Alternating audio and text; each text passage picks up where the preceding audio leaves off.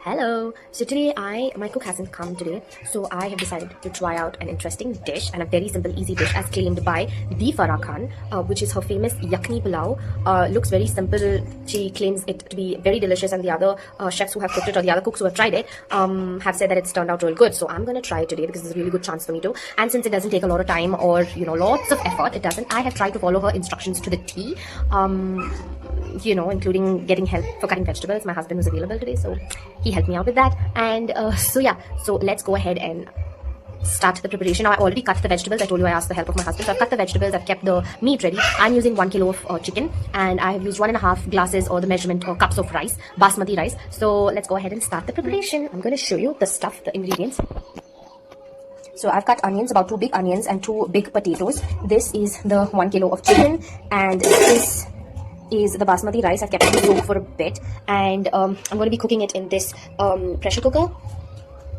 You're going to know and you're going to get to see everything like in step by step, so you will know, and I will tell you honestly whether the dish is worth trying and if it is actually really as tasty as everyone claims it to be. So yeah, stay with me. Oh, and by the way, I'm a very average cook. I don't cook that often. I'm okay at it. So if you're also someone like me, and if I will definitely let you know if this dish is easy and worth trying as a new cook. So I think if it comes out that good, you can claim to be good at cooking. So yeah, let's go ahead. Okay, so also since this dish is predominantly or mostly made with curd and not water, so she says dilute the curd with water, and that's the only thing that you're going to be using to cook the food in. You're not going to be really using water to even cook the rice. So this is what I have done. I have mixed Hudson curd with water. I have mixed curd with water as much, but she just randomly puts in, when I see her video, she randomly puts in the amount of curd. I don't know how she measures it. So basically she isn't measuring anything. She's just going to use her own, cooking instincts for the measurements and stuff. So I'm going to do the same, although I'm not so good at measuring ingredients for food items and stuff. So this is why this is my first try, and I'm going to give you my honest opinion. So if something goes wrong, it could be because my measurements were wrong or something of that sort. So anyway, let's see. So that is also part of the ingredients. That is the onion, the potatoes, the curd, the chicken, the rice, and I'm going to be using very minimal chilies, maybe just 1 green chili, and that's about it. And that is here, just 1 green chili because I don't like spice that much. And yep, So into the dish so far I have put just bay leaf and jeera, and some cooking oil, and I'm just frying it up a bit, and then after that I'm going to be putting in the onions.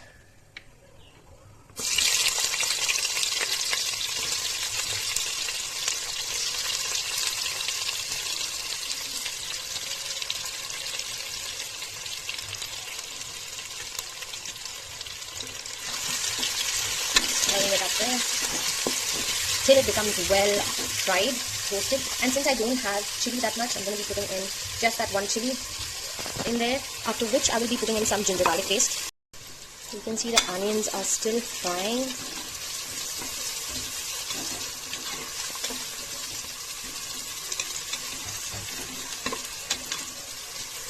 So the onions are fried and they've gone golden brown. I'm going to be putting in the ginger garlic paste. Again, I'm using my own measurement that I think is enough for this. And once this fries, the rawness of this ginger garlic paste gets absorbed into the onions and everything, I will be adding in the chicken as mentioned in the. Okay, so now that this is kind of fried well, I'm going to be putting in the chicken. And I'm using exactly 1 kilo of chicken here.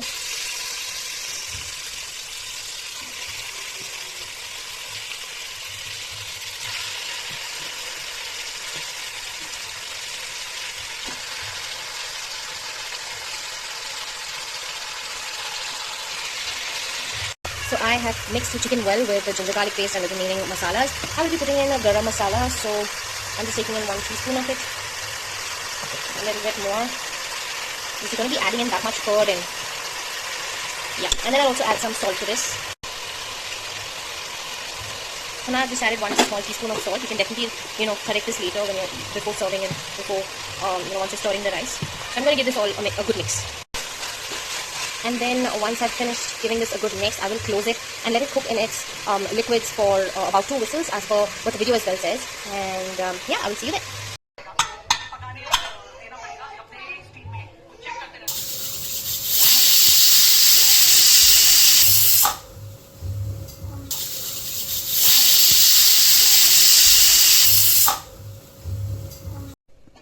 Okay, so now the air has all left, the steam has left from the pressure cooker, and I'm taking out the whistle. I did let it cook for 2 minutes, I mean 2 whistles, and we're going to see what it looks like on the inside. Oh, hopefully it's good. Okay, so that looks good enough, but we're not done yet. You see how much water the chicken has released? It's quite a bit. But now the thing is, I'll have to add in the rice and what was it? The curd and the potatoes. So now I will add in the rice and the potatoes. This looks good. So now I'm gonna add in the rice.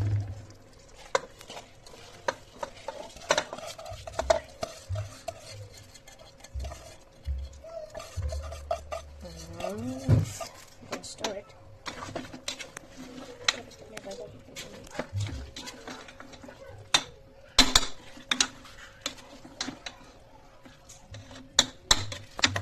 And I'll add in the potatoes.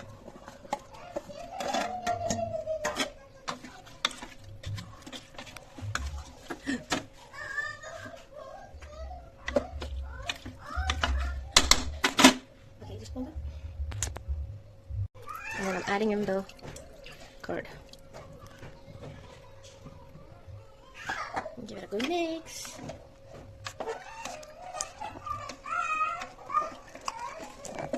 And then, as per the video, I will be leaving it for 4 whistles. So I did intend to keep it for 4 whistles as mentioned in the video, but then I wanted to check after 2 whistles, and to my surprise, the food seemed pretty well cooked after 2 whistles itself. So then I opened it and I made my husband do the first tasting before I could taste it, and this was his honest reaction. What? Very nice.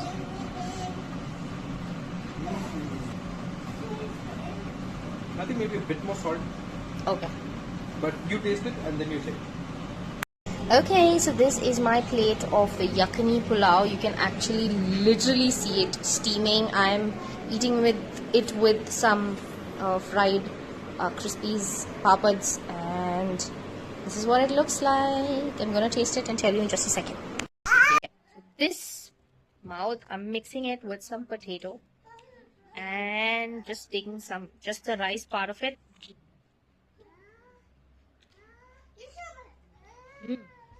So yeah, you can definitely taste the curd in it, and it turned out to be good. I didn't put it for 4 whistles. I just kept it for 2 whistles, and I think everything is cooked perfectly.